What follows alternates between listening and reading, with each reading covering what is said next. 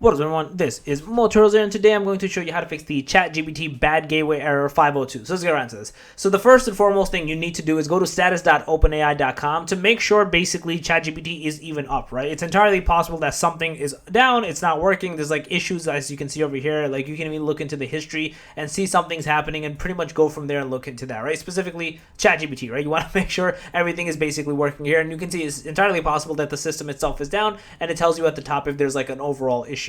Now, if you've done this and obviously there's no issue, the next thing to do is try a different browser like Opera browser and use the free VPN inside of it to pretty much access GPT. It's entirely possible that because of like your access, or maybe you use it so much that it's not letting you pretty much utilize it fully. So using a VPN helps a lot. The next thing to do is to go to your search bar and type in network connections until you see this pop up.